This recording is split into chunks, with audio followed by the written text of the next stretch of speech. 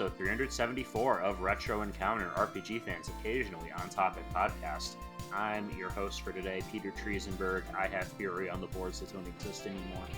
And today we are once again coming together to talk about Hironobu Sakaguchi's Xbox 360 extravaganza, Lost Odyssey. Joining me today we have Aleks, Franiczek, the man who's just back from Japan. Hello. I had a great time in Japan. Would recommend. So jealous. Extremely jealous over here. And then those other dulcet tones you heard were Zach Wilkerson. Hello. All right, so last time on Retro Encounter, we talked about Lost Odyssey, this game, kind of interesting throwback to the Final Fantasies of yore from Mistwalker Studios. That was an Xbox 360 exclusive. Still remains locked in the Microsoft Vault. And we'd come away from it with a slightly mixed opinions on it, I would say. I know, Aleks, you and I both really liked this game. Yes, I did really enjoy it. Ultimately, we'll get into some of the gripes I kind of had, which I'm sure you had some things that you weren't too fond of. But as an overall experience, like, I absolutely enjoyed it. It gave me like pretty much everything I was looking for. Oh yeah, no, there's definitely some things to quibble about. And Zach, I know you'd mentioned off recording, and I'm curious just to get your thoughts in brief on this game, because I know you came away a little more negative than we had. Yeah, I'm gonna be honest. I didn't really like it at all.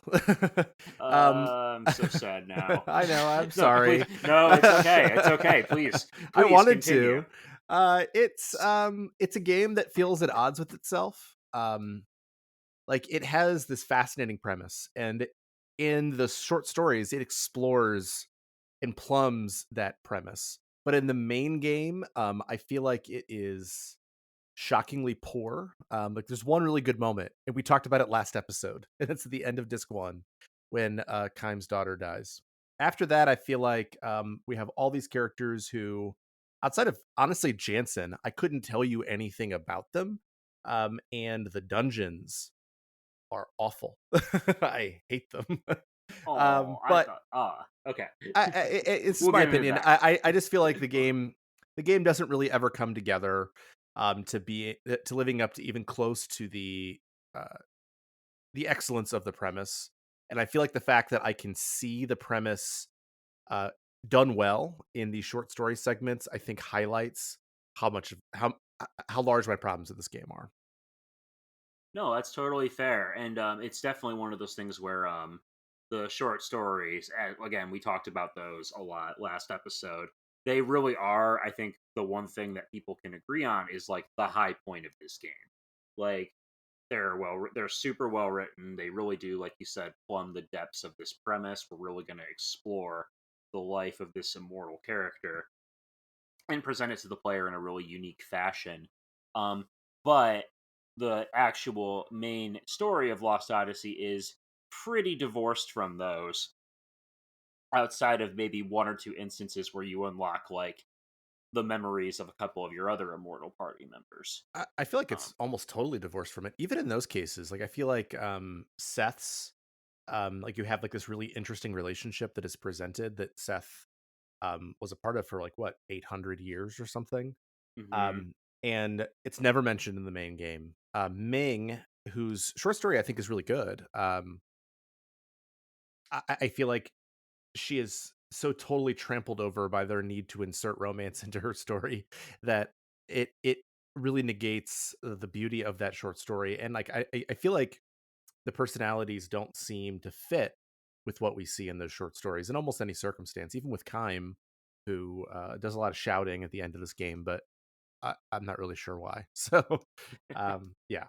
I definitely agree with the Ming disparity, especially just because she was just like a queen for so long. She saw so many things. She witnessed like the rise and fall of like kingdom, and basically, yeah, she's just relegated to being like a damsel in distress love interest for Jansen towards the end, which yeah, it's just like a really waste of a really compelling idea for a character. It's true. They don't really develop her like a bit her like political savviness all that well. Aside from like the instance where you have the scene in Gotza where you have the meeting of the three nation heads. But that's really the only instance I think where her role as queen really becomes a core part of the story. Hmm. Although I actually kind of liked her and Jansen's relationship. I thought it was very sweet. But Yeah, that's as an just me. idea, it was perfectly fine to like try to emphasize this like the tensions of like a romance between like an immortal and immortal. Like nothing wrong with the idea, but just like in terms of the execution, could have been more deeply and more interestingly explored without kind of compromising her Mm. characterization in the way it kind of did. Yeah, and it's interesting too because, and this is true with all the immortal characters, and Sarah, who I think is the weakest of the four, which is saying something. Um, it's like, and we'll get to the ending, but I feel like they seem to not acknowledge that in the like basically that any story or any experiences happened in the main narrative prior to those 1,000 years. Like the relationship of Kym and Sarah doesn't really make any sense to me at all in the context of the 1,000 Year Dreams, and they don't ever explain any of that, or maybe they do in some of the side content. I don't know because I did very little of it. Um, but They do a little bit. yeah, like Angora, I saw some of that, but that was it for me. Yeah, and the whole like Seth and her relationship does kind of come into play in her kind of main side quest. Oh, okay, that's cool. Yeah, Um, there is an optional dungeon that is the cave that she was trapped in that one story. mhm. Ooh, okay. I And almost that kind is of want kind to of do that. it is kind of neat. I mean, but again, but also too, if you're looking for more story stuff, there isn't a whole lot there. It's mostly part of a path to get a good weapon for her. Mhm. Um, at the same time, though, I do appreciate this game's side content. Which what we before we move on with the main story quest, I do want to touch on that a little bit. In terms of like RPGs that offer a lot of optional content and stuff to do off the beaten path, I do think Lost Odyssey excels in that regard because there are side quests, there are hidden secret weapons, there are a lot of optional dungeons and bosses, um and the rewards for doing so them are pretty substantial. Like you have a lot of accessories that can um mute nullify specific kinds of damage. There's also like the most powerful white magic, black magic, and spirit magic in the games. um what I find especially funny is that when Tolton eventually joins the party, the kind of bratty king of Ura, you can you can do his side quest and find these like tablets all over the world and collect special gear for him and do this whole dramatic one-on-one boss fight with a golden knight boss that is like meant to be his like coming of age or whatever. But if you're anything like me, you just use the skill system to give it all the time Oh, absolutely. because Oh yeah.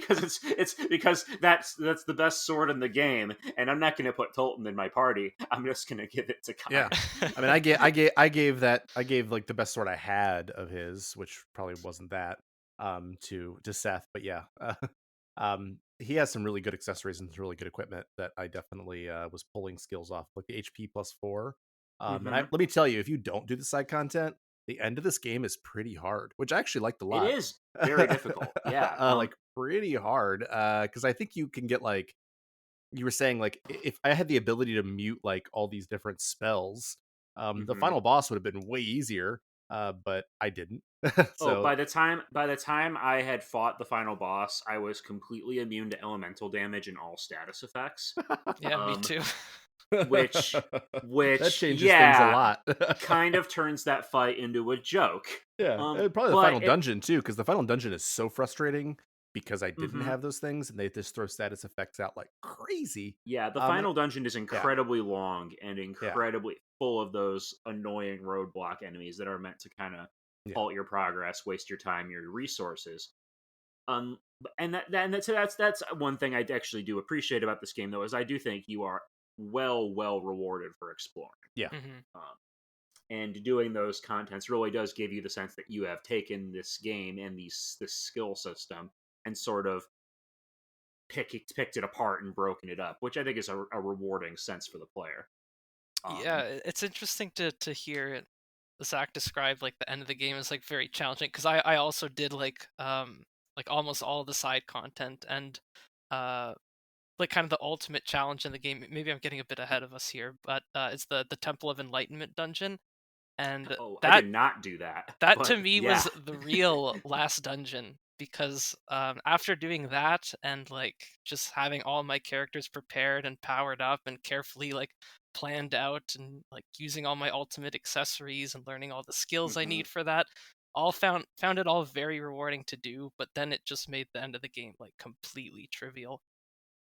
Yeah, Hmm. Yeah. I could totally see that. I mean, like, it still was doable, and I did basically no side content. Like, I did a little bit of the Gangora side content, only because apparently there was a good spot to like grind some levels outside of Gangora's secret His lab little or whatever. his little hobo laboratory. Yeah.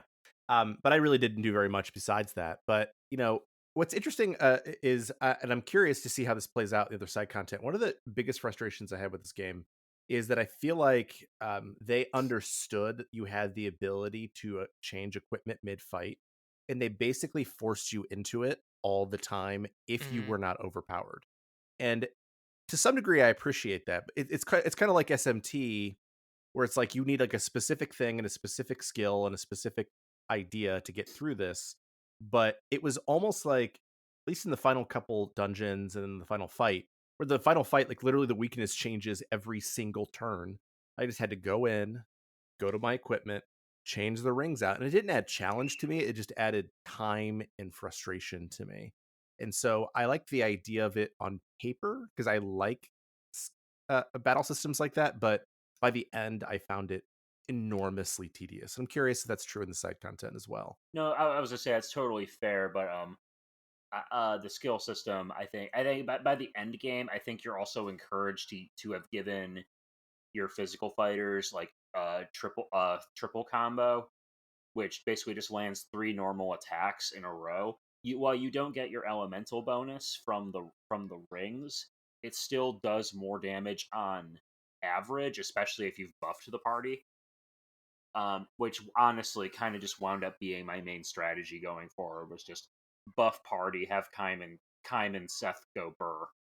oh, interesting. Because I actually didn't use the three combo skill too much. I spent a lot of time like I I'll say, really got into what like were you the gonna say, Alex, micromanaging. earlier? Like I was creating like different rings, and like yeah, just like creating those like combo rings you can do, like if you have like forge specific like single ability rings, and just like doing that and landing perfect hits and getting like thousands of damage with like Kym and Seth was like pretty satisfying, I gotta say.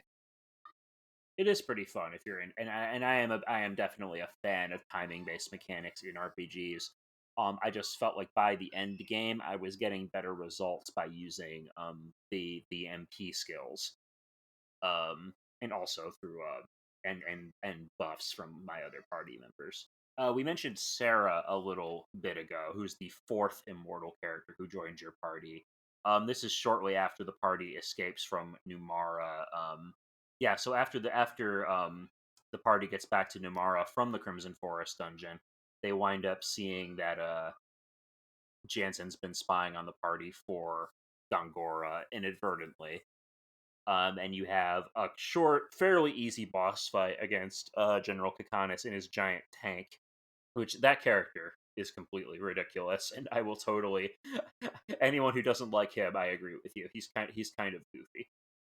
To me, he's basically just like miniature Gangora. So He's pretty, but he's Gungora, except I think Gungora is funny. I don't think Kakanis is fair funny. enough. Yeah, I can see that.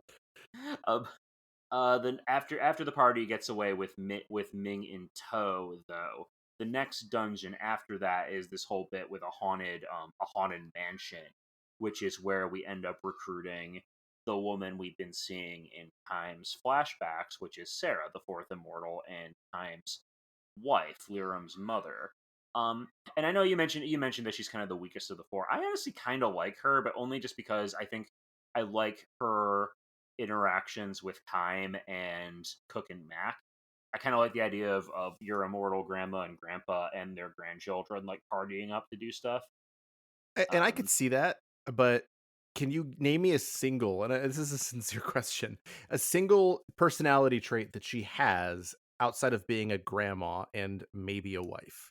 I Because I I don't can't think of disagree any. with you. I don't Because disagree with you. I feel like I don't even get a dream sequence with her. I honestly don't know anything about her personality. She's like maybe a little quiet. I just feel Uh, like to she's. quote to Go quote ahead. Monty Python and the Holy Grail, she's got huge tracts of land. Well, sure, yeah, but so does Ming. But yeah, So does Ming. yeah, it's JRPG. So I mean, like, I feel like Sarah is the most perfect encapsulation of my issues of this game in that she literally doesn't have a personality, in my opinion. Like it's like I love my children and my grandchildren and my husband, but like I feel like she doesn't really talk to Kime that much. And like is like what is the history between them? I don't understand it. I don't feel like it's ever really explored. I feel like you would see conversations between them about their life together. How long was their life together? Hmm. I don't know because they didn't tell me. How did they meet? Did they realize they were both immortals at some point? Because we know Kime had a wife before, according to one of the short stories. So like how? Like it's how, it's why, it's unexplored. For me, I think she is a great encapsulation of my weakness, my problems with this game.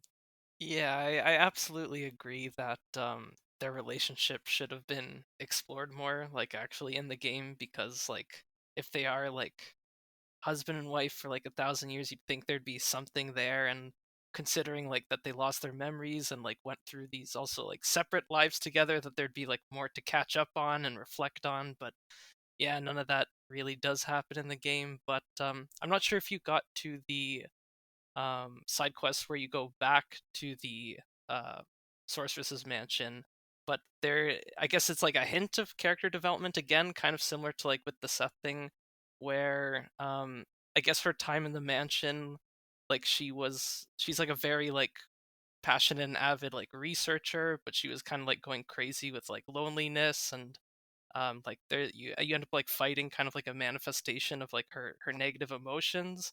So Okay. yeah, there's something there that, yeah, I agree, underexplored, could have been explored better. Yeah, I Yeah, mean, I kind of think you see par that for the core. a little bit when you first get her. I'm not. I know there is a side quest to go back there. And I think I went back there briefly to grab something. I think there was some accessory I wanted back there, but yeah, at least in the main game, I didn't see much. Yeah. Yeah, no, it's definitely an issue with this game's story progression. Um, that again, outside of outside of the short stories, which really flesh Kime's history out.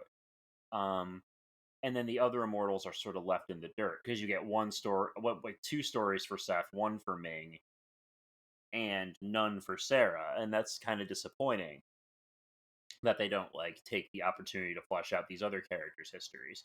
Because yeah, it would have been cool to see what was Sarah doing prior to all this. How did she meet Kime, or rather, how did she and Kime reconnect? Because as we discover later on, all of the immortals um, came from another world, and to learn more about this one, and sort of all had kind of a collective agreement going forward. But Gongora decided to break that promise because he got all power hungry and then started wiping their memories out. So it's possible, probable that Sarah and Kime had at least some sort of relationship before settling down in the human world. But it's not really developed all that much during, I think, and then that comes to a head, at least initially, during our first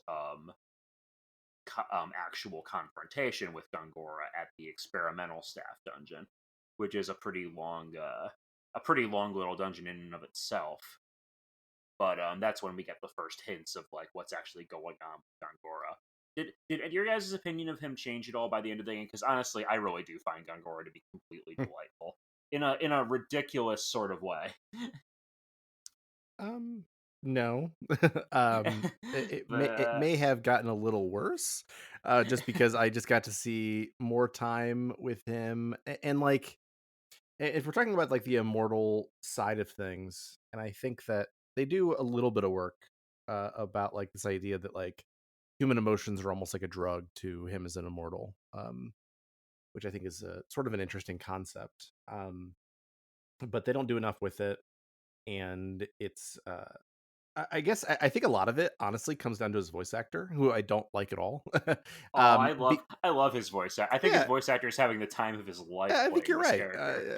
I just wasn't when I was listening to him, but I, I think they could have turned him into an interesting megalomaniac, with just like a couple of moves here and there, about what his plan was, or why his plan, or um even just like what he was like before he remembered. You know what I mean? Like, I think any of that would have been interesting, but the lack of information we have about him, and just sort of again the insanity of his megalomania, did not engage me. Yeah, I can't say he in particular really grew on me either. I was a little disappointed in him as a villain overall, just because I thought there was a lot more interesting potential to develop a history between him and the other immortals. Um, that like I don't really understand why the game wouldn't have wanted to explore that further, but yeah, I mean, it's just like that's like the key to like a great villain in a lot of these like JRPGs and the Final Fantasies is like creating kind of an interesting relationship between them and the main character.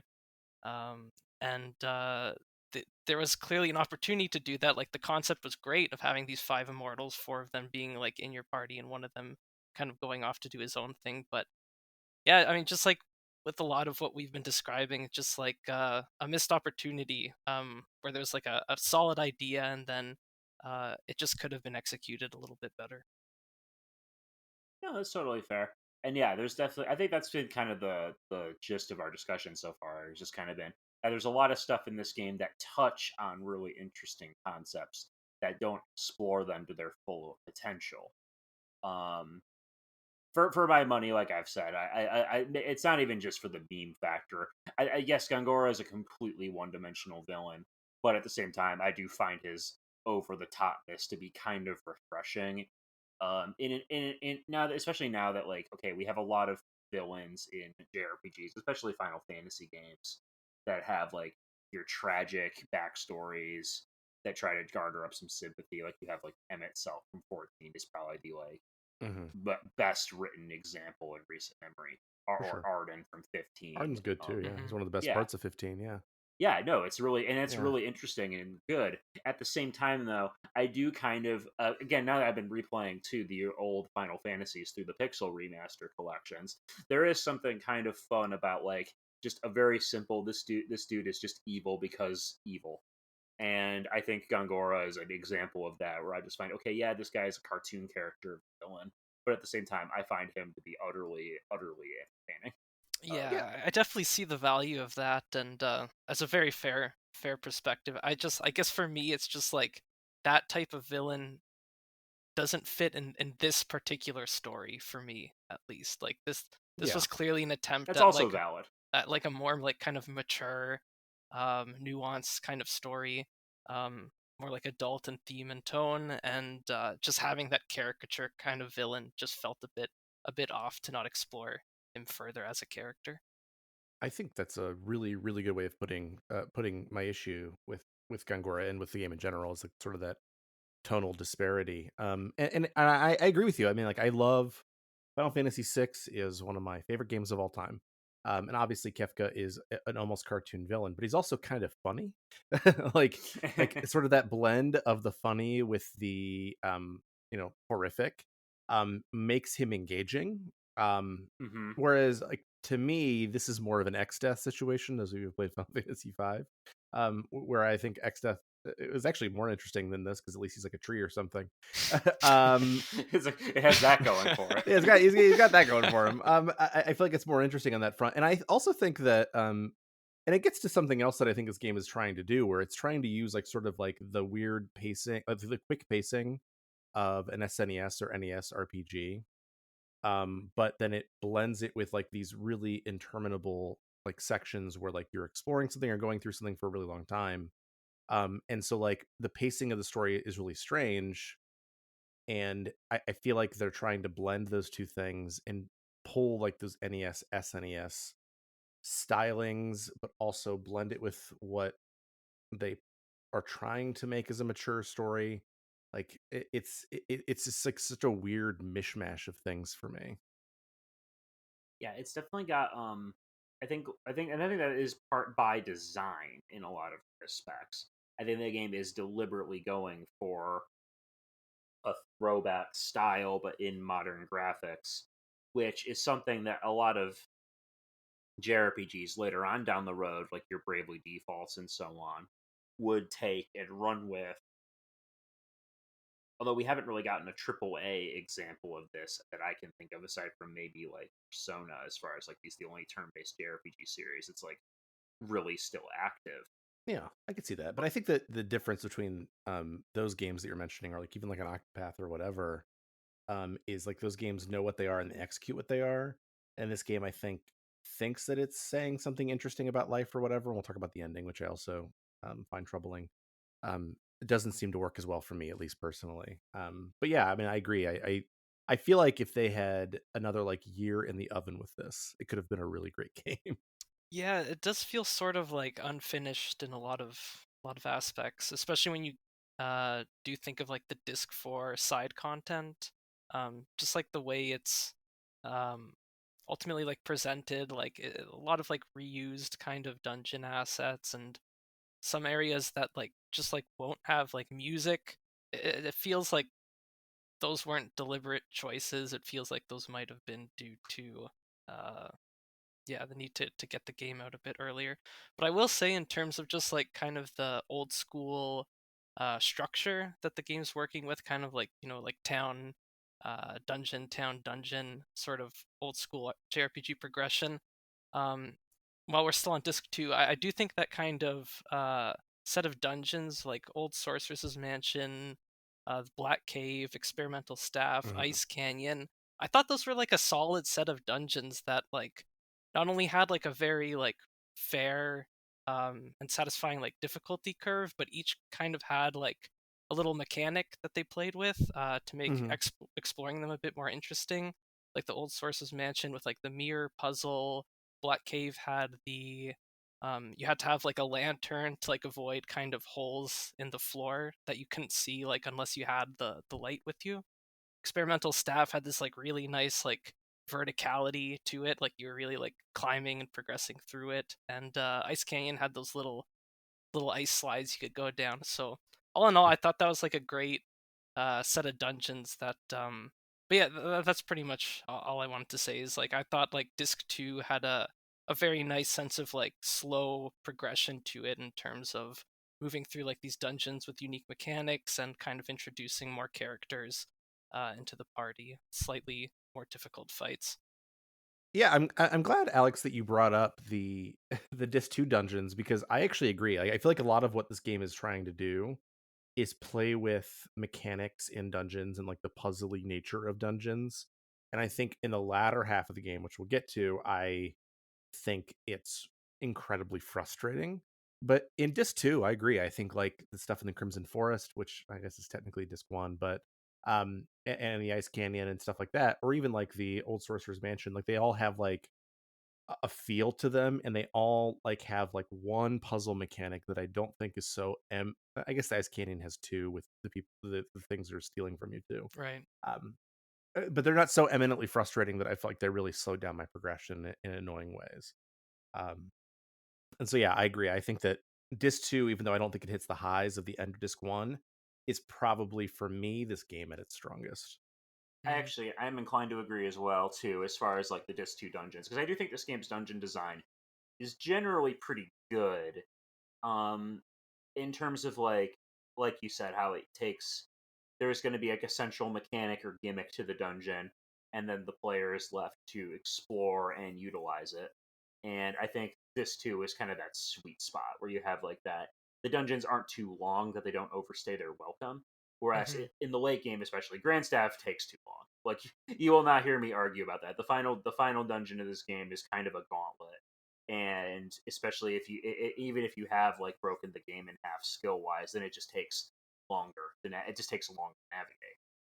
Yeah, I mean, I was just running from every fight there because I was Yeah, like high enough level that I thought I was okay, but I just didn't want to deal with all the fights. yeah, And there are a couple times in Grandstaff, since we're talking about it, where like I literally couldn't see where I was supposed to go. And I tried really hard not to guide this game, but I had to like look up a guide like when I'm on this floor, where's the ladder?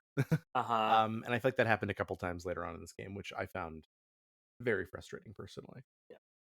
Nope, and I totally hear you there, and it's this is the point, and I think for me, one of the things that I really appreciate about this game are those dungeon gimmicks, because a lot of dungeons, especially in modern RPGs, a lot of the times with your dungeon design is just going to be super linear corridors and not much in the way of interaction. Whereas these areas do feel like they were designed to be explored and to use and as like part of the gameplay experience. And I Yeah, do and I to do just like appreciate that. yeah, they just like give the player something else to think about, and Zach, your point that they're just like the mechanics are there to like give you something to do and think about without ever feeling like imposing. Like that's definitely true of those Dis 2 dungeons. Like Mm. very breezy but interesting at the same time. And I think the same is true at least for me of the game's towns. Which jumping ahead a little bit, on disc three, basically at this point in the story, Ming's plan is we want to make an alliance against Ura. So we're going to go reach out to Gotsa, which is like the nation they were at war with at the start of the game. And Gotsa is kind of this magical industrial haven, very similar to Ura, but leaning much more harder on the technology aspect. Their city's design is very mechanical in nature. Um, and I really like the towns in this game. The little villages, the big cities, they all feel very expansive. The NPCs all have stuff to say. There's a lot of side content and little quests you can uncover that don't really have a big impact on the story, but like you can go to like the little casino area in Gotsa and talk to this one NPC and keep giving him money to bet. And the game doesn't ever tell you this, but if you keep doing it, eventually he will get a return on his investment and pay you back, and you'll Really? make a tidy profit. Yes, he Oh, I does. forgot to return to I him. lost like Oh 5K to man. that dude. No, you have to keep doing it because eventually he does win, and he does give you multiple times your investment back. And then if you Oh talk to him, shoot. and then if you talk to him again, he loses it all on the next bet, which is hysterical. Um, it's little things like that that I really appreciate about this game in terms of like its town and environments. They do feel like places. Yeah, and I agree for sure. And Goatsa in particular, I think it was like the most interestingly designed city in the game. Like I love like those pendulums swinging around. Like the whole aesthetic of it is very cool. Hmm. Even just like that little like train station segment going back and forth. Like they just like staged Goatsa very well, I thought. And then to just like see it get kind of annihilated not soon after you get there is was kind of crazy and jarring, and had a pretty big narrative impact for me at least. Yeah, I hate to say something positive about this game, but I will. I'm just kidding. No, I think Gotso was a well-designed town. I actually think that some of the like Ura, I think is a sort of a frustratingly designed town because of just how large it is, and like I wasn't sure like which thing I needed to jump on to get to this other spot. And I understand why it's there narratively, but I found it a little frustrating. But I feel like Gotsa is interconnected enough, but also expansive enough and interesting enough that like I didn't find it frustrating to navigate. And I did find the casino. I did also lose a bunch of money there, but yeah, I think that Gotsa is like the game design and the idea of the game design of this game almost at its best, where it's not overwhelming, it's not frustrating to navigate. But there's so many like little tucked away things that I think are interesting to find and interesting to sort of get your head around, that I think that it's a really impactful town, and seeing it Mhm. destroyed, I agree, Alex, is indeed impactful. And I like the king there too. He's an interesting character. He Oh, is an for One interesting of the sure. best Yeah. character. characters in the whole game. Yeah, It's and too that bad whole he was out of the picture so quick. yeah, he does really get dealt with pretty quickly. But I do like that his character, and I really like the little meeting of the three leaders to discuss what to do with the Grand Staff project. Like that is a scene that feels like okay, we're actually getting into the politics of this world. We're actually getting to see Ming like kind of try to negotiate things with these people, do a little political subterfuge, and like and once again, Tolton, who is just the world's biggest patsy, um, is there with a little magic contact lens so Gora can spy on the whole thing. It's like that bit feels really interesting to me. Yeah, true. That just like the whole Gotza section was maybe the strongest, just like straight up storytelling Mm-hmm. in the game. And then like having like, I mean, we'll get into it in a sec, but like having like the party separate soon after that, Mhm. like the game really Mm-hmm. does take some interesting narrative swings, like end of disc 2 into disc 3. Yeah, I thought. I mean, I think that conversation that Kaim and Sarah have with the king is one of the best written scenes in the whole game. Hmm. Yeah, It has like all this like weird over the top vocabulary at times, but like it it feels I feel like you can feel the history between them there, yeah, and like that is really strong, and that is the thing.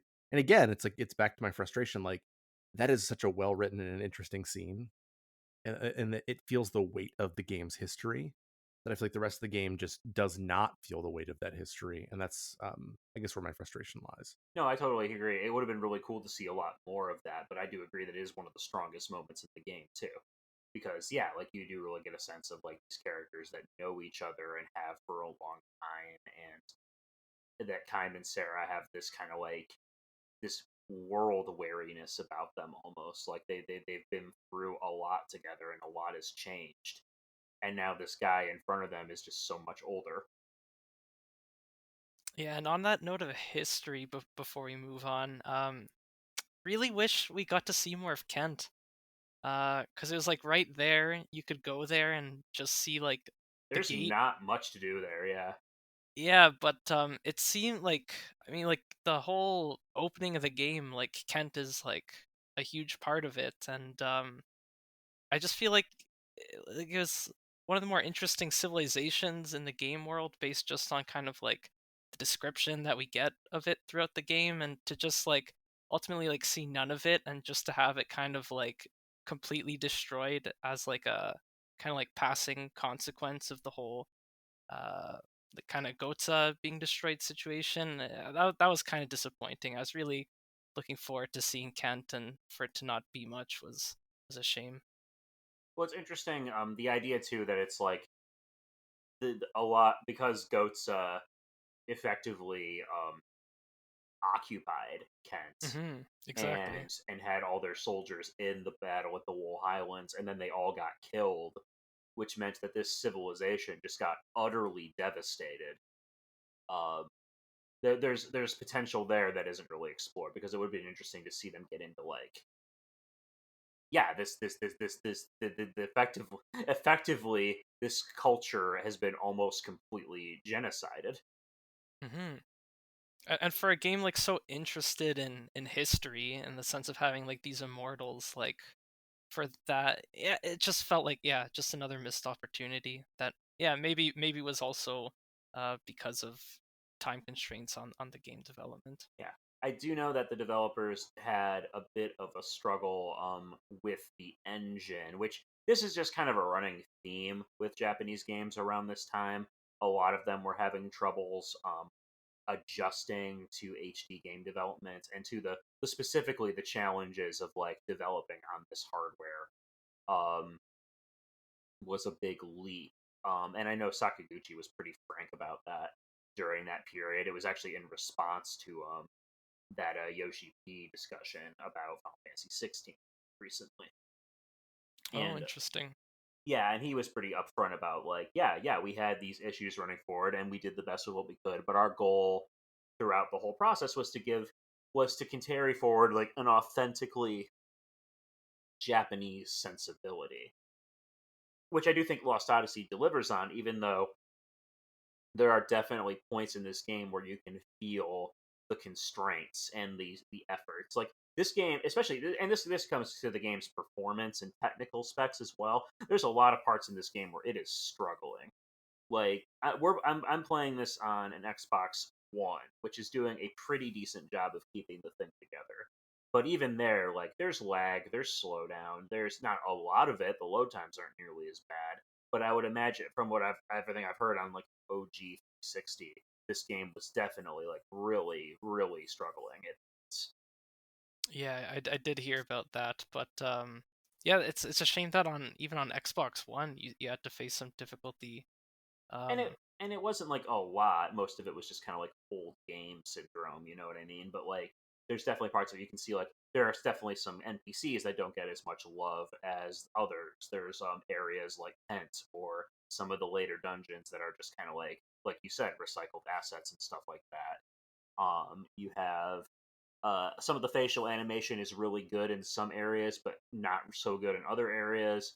I think the most telling thing is the different art styles, or in cinematics, how you have pre-rendered stuff, in-engine stuff, CG stuff, and it's fairly inconsistent about what is going to be where. And I think that actually is because like I think a lot of this development was outsourced. That was kind of how Mistwalker operates, is that they were the ideas house and they had a lot of other developers, Feel Plus in this case, doing a lot of the outside work. yeah, I guess that could definitely kind of account for some of the tonal disparities and awkwardness in different aspects of the game. Hmm. Yeah, I mean, in terms of performance, I was playing on a Series X and it played fine. Yeah. Yeah, it did But for me too. it definitely jittered at times. But I just thought like, it's like the hardware's so good that it doesn't understand how to deal with it compared to what it was dealing with originally. But yeah, Hmm. I could see how this would push the 360 hardware pretty significantly, which I guess is a positive thing. It's and this game definitely does try to like I think is also pretty good about like individual sequences, but there's definitely a lot of moments where it tries to really like split things up. I think one of the better examples is actually the train sequence that happens right after Gotsa. After the big meeting and Gungora effectively is like declares, "Oh yeah, Tolton's dead. I'm the king now. We're at war with Gotsa now." And Tolton's like, "I'm not dead yet," and he's like, "Yes, you are." Um, uh, and then he summons. Did you watch a Monty Python movie recently, I Peter? feel like some of this is very fresh in my mind, all for some reason. Can't really put my finger on why. Um, and then he summons an army of Godzillas. That bit's kind of cool. You have it, and then he freezes Goats Asala with this massive surge of magic energy. And then you have this whole bit where again the party's separated, and Time and Sarah are trying to get to Cook and Mac, and you have to like race through the area while it's freezing behind you. Like that's a kind of a fun sequence. It's tense. It feel like it's not particularly difficult.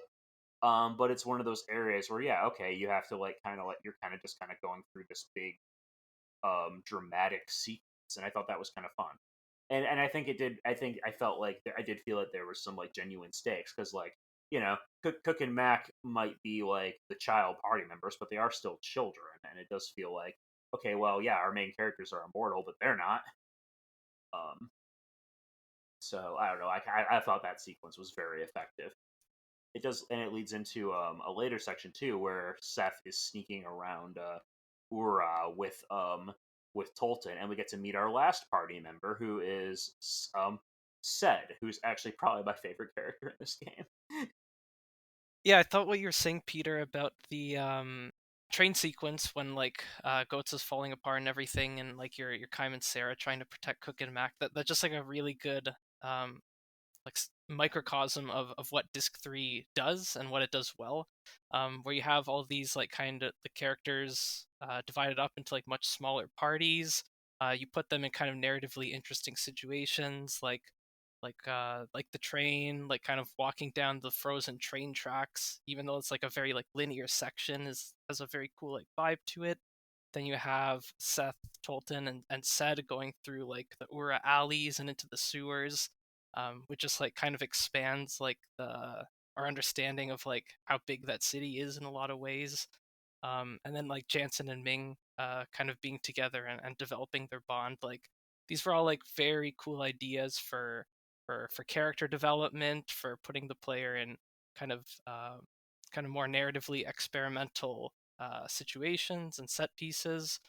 And I thought I really like disc 3 and all, but I will say, like you were saying, like because the party gets kind of fractured and divided in this way, it does end up kind of trivializing the actual gameplay, because like you just can't have the same kind of interesting combat encounters anymore with these very small parties. So I guess that's like a little consequence after kind of the steady difficulty progression of disc 2. But in all, I was pretty happy with how they structured disc 3. I thought it was like a really nice change of pace, and yeah, just cool to play through overall. It's interesting because I thought that disc 3 was kind of messy. um and I agree, like I like that it had its Final Fantasy 6 moment, where it split the party into three. I like the notion of some of the things they do, like the Cook and Mac sequence, even though it is literally just you walking. I think is interesting. Hmm. And it blends gameplay and story, and it feels frustrating and like hopeless, but it's supposed to. And I like that.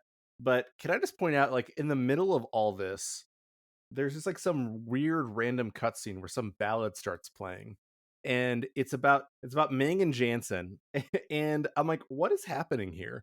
And I feel like I'm like, we're afraid people are dead at this point, and I'm like, what? It's again, it's like, and maybe it's just me, but I had no investment in Ming and Jansen at that point. And so like it felt like it was supposed to be like this grand romantic big moment, and I'm like, you haven't done anything to lead me to this. And it's just like it feels like it's like weirdly cut in and interspersed in the middle of all this. And so like I feel like when it comes to like the pacing elements, like it's so much of the story happens in disc 3. Like I feel like 70% of the story happens in disc 3, and it just feels off to me and weird. And it wasn't not like in a good way, like in a David Lynch weird kind of way, like like you didn't understand how you wanted to put the story together, so you just dumped everything at once. And I like the concept, but I feel like the execution didn't really work. I No, that's feel like fair. I blocked that Jansen Ming ballad sequence out of my memory because I can like vaguely remember that now that you I wish I mention it, had. but yeah, yeah, that doesn't sound very good, and I don't think I enjoyed it in the moment. But yeah, I mean, like I It's a definitely little see what forced. yeah, exactly. Yeah, that's definitely a valid criticism of Disc 3, but I guess just like I enjoyed the contrast of Disc 2 being kind of this just straight up old school JRPG experience where you're doing like the like just alternating between little towns and dungeons, and then like just disc 3 being kind of this more narratively experimental thing. I guess I just liked the change of pace. I thought it was kind of welcome, but yeah, the gameplay did suffer a bit, and yeah, I think that's a valid critique. I also think Sed is probably one of the characters that I think this is another moment where I think the game actually does the immortal thing quite well. Because I like the notion that Sed is Seth's adult son, who's now like an old man now, and I really kind of appreciate that. I like the idea of oh yeah, this character is like, yeah, she's lived long enough that her son has long since outgrown her and is at the end of his own life, most likely. Like, it's kind of an interesting spin on what they did with Lyra. I think it's a fascinating concept, and I think that Seth is a pretty good character, mostly because of his interactions with Tolton. Yeah. Yeah, he and um Tolton have a good like budding yeah, bromance going. It's yeah, super fun. I think that's pretty good. But I actually think, like, I feel like the relationship between Seth and Sed is boiled down to the fact that he calls her mommy, and that's it. Like they don't talk about anything. And I think part of it is, and I and this maybe just kind of just occurred to me, like, because those dream sequences are technically optional, like you couldn't really use them. And I don't know how the development worked, like if they were happening over here and like they read the script of what the game was going to be, and they were like, hey, we're going to write these dream sequences, and they'll meet up with what's happening here, kind of. Or like they saw, I'm guessing what they saw was a vague outline of what was going to happen. and Hmm. then they sort of blended it in. But like in this case, they don't ever talk about that incident that happened. You know, and I feel like there's such a again like there's so many depths to explore between Seth and said, which would have made what happens at the end of this game significantly more impactful and not like a, well, that seems random, which is what it seemed like to me. Um, situation that again, I feel like said is like is a really solid character that they take 2 steps and they need to take him 10. Yeah, that's fair. There's definitely more grounds they could have explored him for sure. Because I think he gets mentioned in one of the short stories. Yeah, in the But second one because the creature, whatever, I can't remember the name, is trying to kill Seth, and then Seth kills that creature as a result. yeah, and I think and I do think that does come back to play only once again during one of Seth's side quests.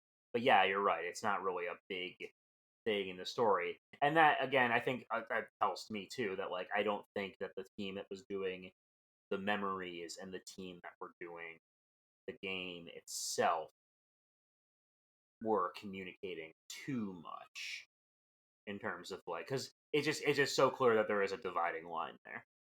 Just like another missed opportunity, and yeah, the fact that like Seth and Sed's kind of potentially interesting relationship is kind of boiled down to like a recurring joke of him calling her mama is yeah, another missed opportunity for sure. Although, if nothing else, the thing about this bit is that by the time we get reunite the entire party, um, we are basically almost done by that point too, because this is the point where okay, you have a few little bits like once they find that time is still alive, and they have there's the Great Ancient Ruins dungeon, which is another kind of like long one. And then from there, it's basically side quest city, unless you want to go to straight to the final boss. Is the Great Ancient Ruins the one where you have to like push pillars over and over again? Am I remembering that? And like you split like your 2 parties there as well? Yeah, you So do like have to they deal Yes, split you with the. different do. mechanics at the same time. Gosh, I hated that one. It's a long It one for was sure. The boss is also a significant difficulty spike for a lot of people. The Ancient I Fiend. didn't really struggle with the boss, but man, I struggled. Interestingly, the thing I struggled with the most was like apparently there were stairs down at some point that I couldn't see, and it's like I was flipping back and forth between the two of them, and I was like, "What is happening here?" Um, and so it was just like a boss. It was a dungeon again that like it was too long for the mechanic that it had, and I feel like the camera stuff started getting more frustrating in the latter half of the game. Did the Great Ancient Ruins also have like the kind of moving platform mechanic? Yes. Yeah, Okay, so because you're moving the pillars to or off the platform there. right.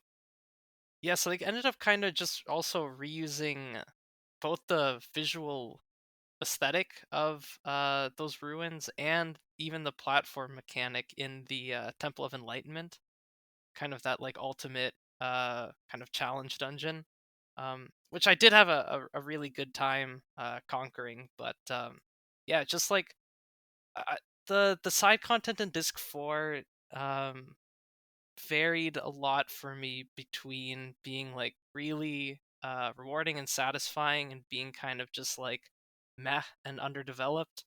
Like I think areas like the Terrace Cave, Numara Atoll, Forgotten Cave, Snowfields, um, those were all just kind of reused assets and kind of just little areas that like they weren't like nearly as interesting or like smooth to play through as the chapter 2 dungeons. And yeah, just the fact that there was like no music in some of them too, I thought was like a big bummer because like this is a Nobu Uematsu's soundtrack, so you kind of want to be hearing his tunes as you're playing through the content. So that was pretty disappointing to me, but I will say that getting geared up for the Temple of Enlightenment and the whole backyard area at the in Oh, the like fight kind of arena.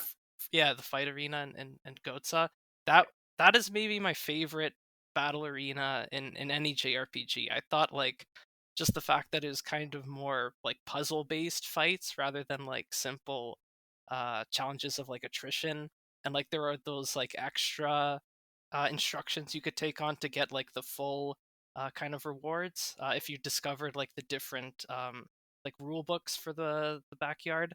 I thought that was all like really good stuff, and I had a really fun time working my way through those fights. Yes, I didn't actually do the fight arena. Did you end up fighting the super boss, the immortal one? Yeah, that's the only thing in the game I did not beat because it was absolutely ridiculous. Yeah.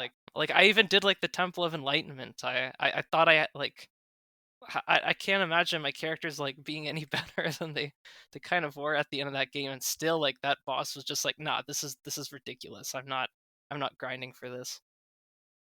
That fight is definitely supposed to be significantly harder than the rest of the game, and it is kind of cool. Like again, I do kind of appreciate these like challenges in games. There's also a DLC dungeon you can get, which I also didn't do because from what I understand, it's not really worth it. It's just a super long dungeon that you can go deeper into to get better rewards, and they do add some like new ultimate gear and a few extra slot seeds, which can be good for character building. But from the sound of things, it's also again significantly harder than the base game. So at that point, you're basically just clearing it for bragging rights. Still, if you're really into there's more game where that came from, I guess. And you can even pick it up on like Series X this DLC. Yeah, it's all available. It's all available for download on Oh there. wow, I never even heard of that. That's I'll at least look Uh, into what that is. yeah. There's also I appreciate this is a cute little in the snowfields area. The boss at the end of that is Blue Dragon, and I'm like, ha, that's cute. The Mistwalker expanded Oh universe. right. Yeah, yeah. I didn't even put that together, but that is neat. Like, yeah, they're trying to put together something here that I kind of appreciate. Yeah, in general, I think the side content was when I was having quite a bit of fun with the game, just because I really liked going around the world, talking to NPCs, getting like the little secrets, and just making the most broken party I possibly could. Yeah, a lot of the satisfaction of like the end game was breaking the party for sure, and just like every time I'd get like a new accessory and it like just seemed like kind of OP, like I got like pretty excited for it. I'm like, oh man, I'm gonna put this on all my characters now. And yeah, overall, like I think like over half of my playtime was in Disc 4. Like I really got into that side content, and even though I didn't find all of it super satisfying, like clearly I liked it enough to do it. Yeah, there's a significant amount of it, and I think it is rewarding to do it, even if not all of it is like quite up to snuff. Yeah, and then I guess like the worst of it is maybe just like kind of the fetch questy aspects, like I think like the Tolton side quest where you're looking through the monuments, the treasure hunting one where you're kind of like picking up clues about treasures and then trying to like find them based on the clues, and then like assembling and finding like Sed's pirate crew.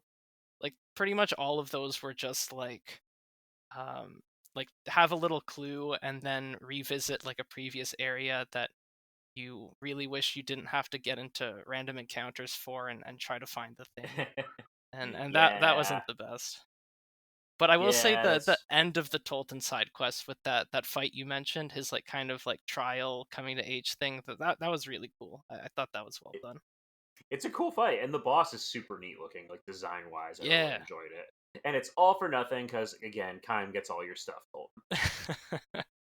But that's a strong kind by the end. Oh my god, so OP. So, are we ready to talk about the final boss and ending then? Since I think Sure we're at this am. point, we're pretty much all caught up. So yeah, by the time we reach the Tower of Mirrors, the idea is that Gongora is basically trying to sever his connection to the Immortals world so that he can rule over this one by harnessing its magical energy. And we beat down the door to here to kick his butt. Um, I like the final boss quite a bit. I'm especially fond of the music. It's this Uematsu score in Lost Odyssey is really quite good, and the final boss theme in particular is just this riff roaring hard rock song with like these soaring vocals, and I really love. I put the controller down and just kind of like jammed out to the music for a solid like 10 minutes. Yeah, amazing tune. Really cool idea of the fight where like kind of the mortals are separated from the mortals, and I mean ultimately like Disc 4 is about building your immortals, so like just to have like just them at the center of that fight like feels really appropriate and really satisfying. But I will say just personally for me, because I grinded out the side content a little too much, ended up doing the Temple of Enlightenment. There was just zero challenge in that fight, and it did feel a little anticlimactic to me, but I suppose I did that to myself. I mean, that's the way it goes in most RPGs, right? You do all the side content, you're always going to obliterate the final boss. Yeah, I mean, I, I, I think it was interesting in terms of the challenge because, like, it felt like definitely a leap up, but it was still doable if you were really smart about basically your healing. My 2 casters were just sitting in the back healing, and my 3 physical attackers, because I used Sed, Mm-hmm. on top of my other 2, was just like hitting. So it's definitely challenging, and I like the concept of the ending again, or the last boss. I think it's cool. I think the music.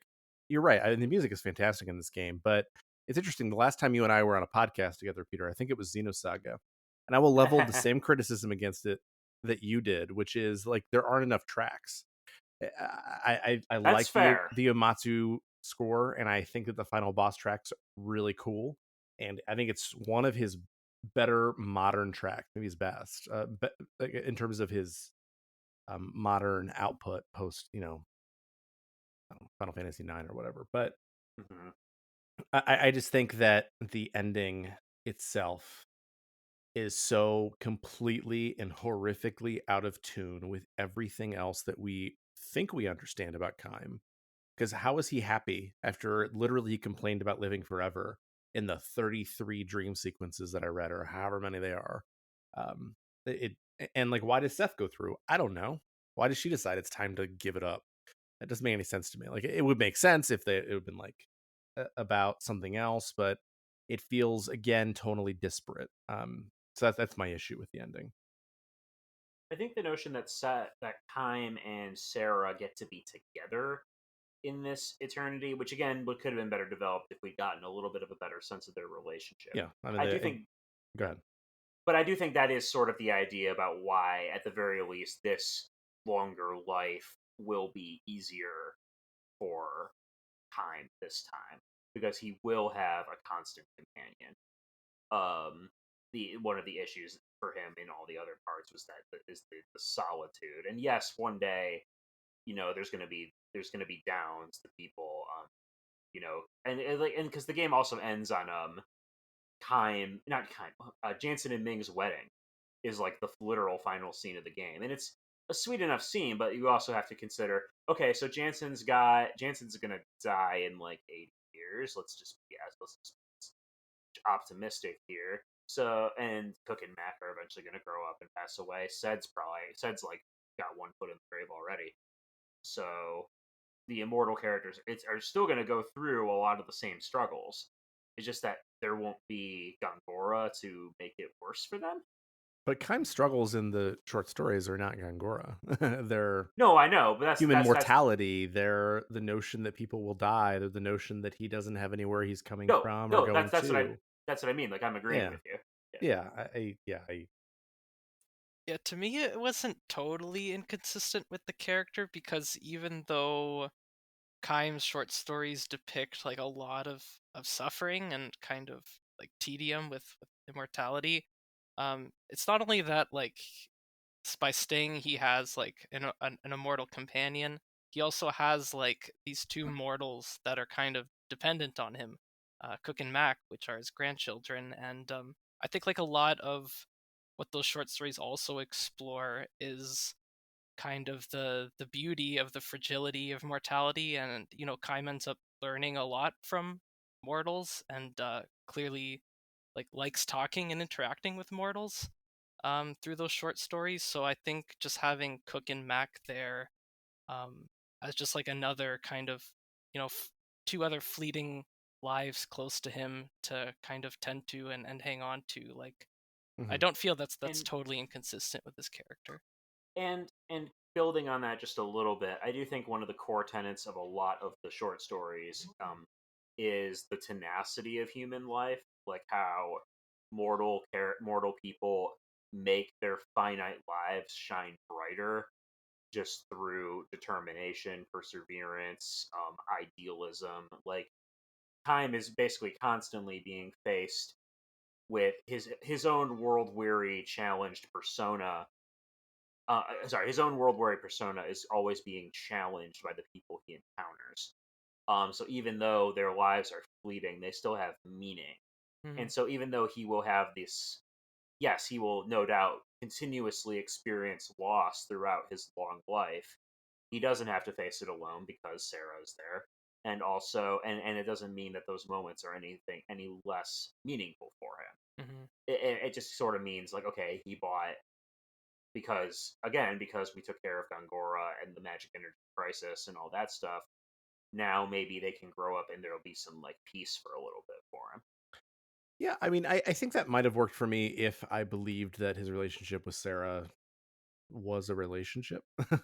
No, um, that's totally fair yeah, because she doesn't get a lot of time to right, develop that. right, yeah, and I think that could have worked if they had done any work to not make me write a novel between the lines. Um, and to me, I really do think that probably what happened was they wrote this story, they did the thing, and then like this short story writer over here was doing this thing, Mm-hmm. and I think that we can make our own connections within what we understand and what we've seen, but there isn't enough textually to convince me that because he's lost children before, he's lost his child, he's lost all these other things, that's enough for him to stick around. Because like, Cook and Matt could have gone with Jansen or Ming or whatever. um so it didn't quite come together for me, but I understand your points. Yeah, I mean, it definitely, like, yeah, don't get me wrong, it was not the most satisfying and well-earned ending, and yeah, that the game does, in a sense, like, kind of require players to write between, like, the lines that, like, between the gaps that are there in the narrative, especially between kind of the short stories and the um, kind of more explicit in-game storytelling. But yeah, I think like where the game really fell short, and it's something we've just been touching on again and again through this podcast, is just failing to characterize the characters beyond the short stories, and failing to plug those two aspects of the game together in a more interesting and kind of responsive way. And yeah, I mean, there's just a lot here in this game that's fascinating, and I love the premise. And for the most part, I love playing through the game. But yeah, there's so many quibbles to be uh, leveraged against how the storytelling ultimately plays out. Yeah, well, I think Lost Odyssey is a game with a lot of highs and lows. I think for me personally, a lot of the lows we've talked about are either endemic to the genre, or at least around that time period, or it just didn't bother me quite as much. Um, but I definitely again see where you guys are all coming from, especially you, Zach, because again, like there's a lot of like character writing and potential in this setting that does go unexplored that I wrote that could have made this a lot more engaging on a narrative level. Yeah, But part of me wonders if I would like the game better if it wasn't for the short stories. So it's like the short stories brief. But that thing, the short stories do really elevate the experience so yeah, much that it's like yeah, everything else sort of pales in comparison. And for my money, I think that those alone kind of make Lost Odyssey worth sure. experiencing. I Hmm. think But I in also mean general, like the tonal disparity. Like if I didn't know what it could be, would I be less upset about what it is? You know what I mean? I feel like that's maybe where I think that um, I'm coming from in terms of this. Yeah, and that's very fair because I feel like I'm coming from it just because of like the highs that it does reach due to those stories and the potential ways those could connect. That's what makes this game like really interesting to me, and like something like just like an ultimately a very memorable RPG despite its flaws is I'm probably gonna keep thinking about like the overall concept of the game and those short stories because I think those were real JRPG highlights for me. If nothing else, it gave us a traditional turn-based RPG with some really interesting ideas at a time when the genre was kind of struggling. And I do appreciate that. My For sure. question is, Yeah. which I really would really like to see this game get brought to, get freed from the clutches of the Xbox. Um, I don't know what the odds are of that happening, either because of rights issues with Microsoft or Mistwalker themselves, because they never have really seemed very keen on porting any of their games. Although recently, I guess Sakaguchi kind of teased that Fantasian might get ported to PC. Maybe.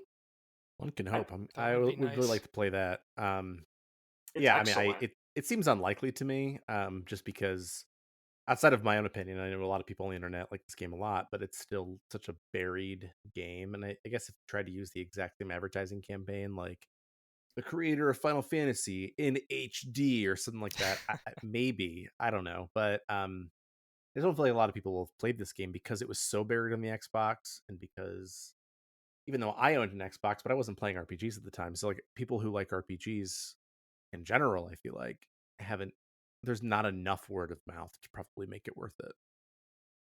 Yeah, I remember doing just a Yeah. little bit of research when last summer when I was trying to decide between Xbox Series X and the PS5, and Lost Odyssey was actually one of my motivators for the Xbox. I was looking into if there's any hope for kind of like a port, and I think I found an article where Sakaguchi like explicitly stated like you will not these games will not be ported. Um, so yeah, that It's a maybe dark. he'll It's a change his mind, but I guess that's a possibility that will just never happen. At least it. there's backwards compatibility. At The least. backwards compatibility definitely helps, and it's one of those things where I hope that we can carry that forward at least, just from a preservation standpoint. I just always like it when like cool art gets to, get brought forward. And I think Lost Odyssey and even Blue Dragon are are interesting games that deserve to be, kept around. Um, so I'm not gonna get my hopes up. I'm glad I played it now, so it's no longer like one of those like JRPG white whales that's sitting on my shoulder.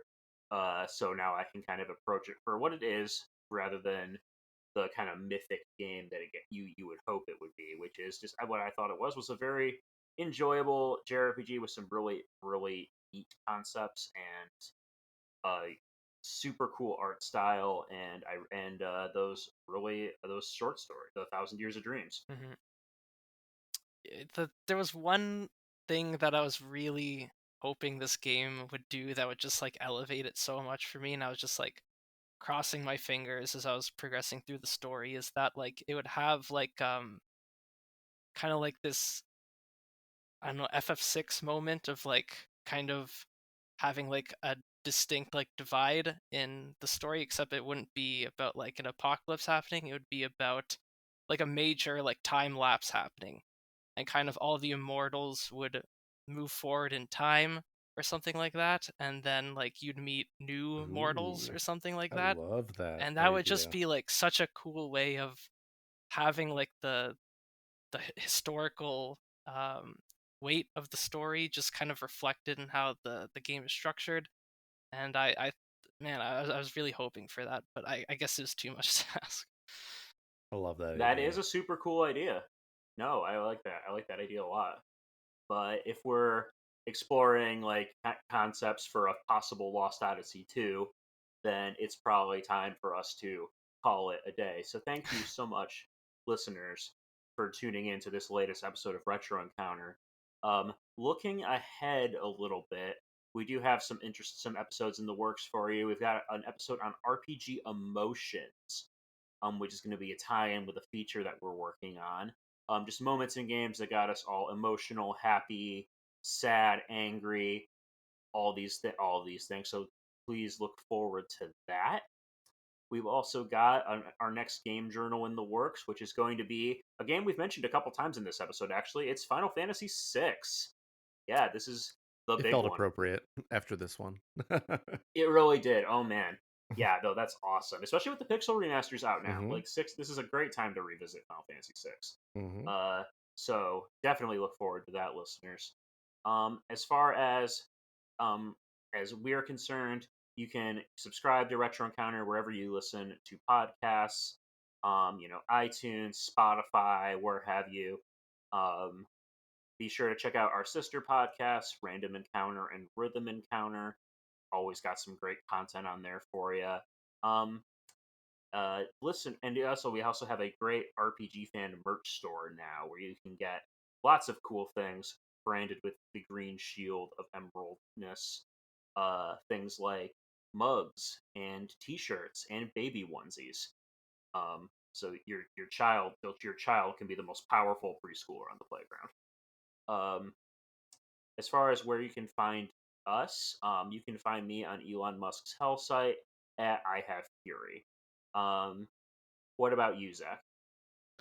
You can email me, ZachW at RPGFan.com, or you can find me on our Discord as ZachW. And Alex? And you can feel free to email me at alexfraniczek at gmail.com. Spelling should be available on RPG Fan. And, Hironobu Sakaguchi, if you want to hire me for my Lost Odyssey 2 idea, I'm open to it. If you're listening, and yeah. Yeah, we will accept that in cash. Thank you. And listeners, good night. Good luck.